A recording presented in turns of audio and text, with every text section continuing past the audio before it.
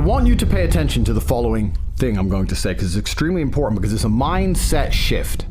Often, I am asked to motivate people. And what people are looking for when they want motivation is they're looking for a fire inside of them that makes them want to do hard things, or the grit and determination to push through a wall which previously they saw as insurmountable. And the reason they need motivation to do this is because they think hard is bad.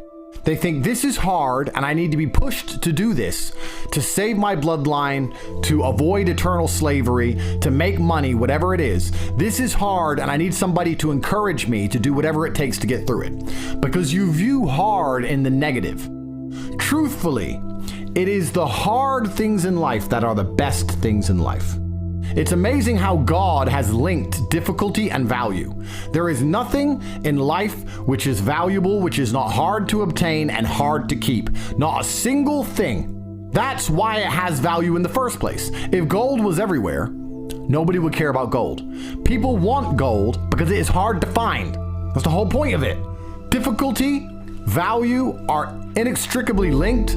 So when you see something as hard, you see something as valuable, and you have to train your mind to be excited by hard things, to feel energized by the challenge, to feel self-motivated, not externally. You're self-motivated by the chance to prove to God you deserve this hard thing. And the most beautiful thing about difficult things is that it deters a large contingent of the populace, because most people are not ready for hard. When they see hard, they quit. When they see hard, they make excuses for why they don't want it anymore. They cope. When most people see hard, they shy away from it, which is extremely important, because you only want the things you want because other people can't have them. You want that girl because other people haven't had her. If everyone's had her, you don't want her. You want that car because other people can't buy it. You want to do what other people can't do. This has been the basis of masculinity since the dawn of human time. The Egyptians built the pyramid because it was hard, so that when people saw it, they knew it was hard to do because others couldn't do it. Men wanted to be the first people to sail the 7 seas and risk their lives, to cross Antarctica and risk freezing to death, to be the first person to do it, so that everybody would say, wow, I bet that was hard. So people used to wake up and think of hard things they could possibly do. They'd wake up with a very fine and normal life, just like you are. You wake up, you have a bed, you have food, you're not freezing to death, you probably have a woman who texts you back, your life's fine, right? Some men are okay with that. Some men think, what is something hard I can do from here? In days of old, they would say, here's this unexplored land. That looks hard to get to. Let me take the risk so that my name is remembered. You should feel fantastic when you're given a challenge. When hard is put in front of you, you should say, finally, God, finally you've given me something difficult. My life has been too easy for too long. I'm too capable to live such a meager existence and simply survive. You can find motivation all around you.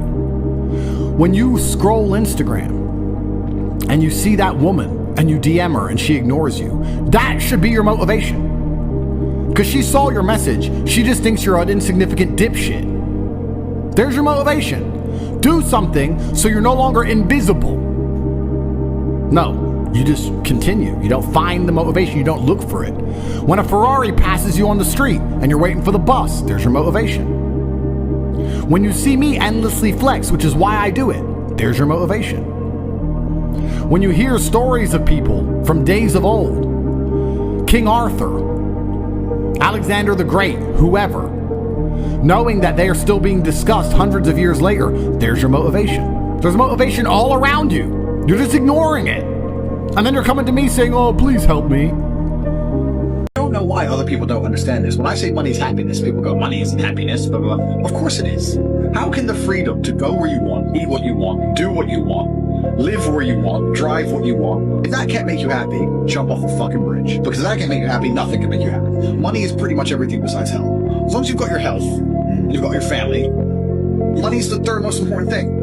When I was saying that motivation is actually an annoyance. Not only when people ask me for it, but even the idea of me being motivated myself, I've removed beyond that frame. Because if you focus on something, it becomes real. If you start waking up saying, I'm not motivated today, then you're going to wait for the days you're motivated. Forget the idea of motivation. Forget it. It doesn't exist. It's not real. You have to perform every single day if you want to stand a chance of winning. So it doesn't matter if you're motivated or not. So let's look at even American slavery, the slavery that most Americans understand. You're going to work for me, I'm going to give you a house, and I'm going to give you food, and you're going to stay here and you're going to work. Slavery is abolished. So now what do? You're gonna work for me, I'm gonna give you some money, and that money is enough to only buy you a house and some food. Now, if I can make you do whatever I want for money, and I can print as much money as I want, you're my slave.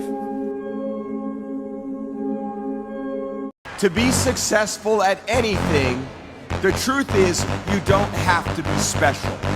You just have to be what most people aren't. Consistent, determined, and willing to work for it. No shortcuts.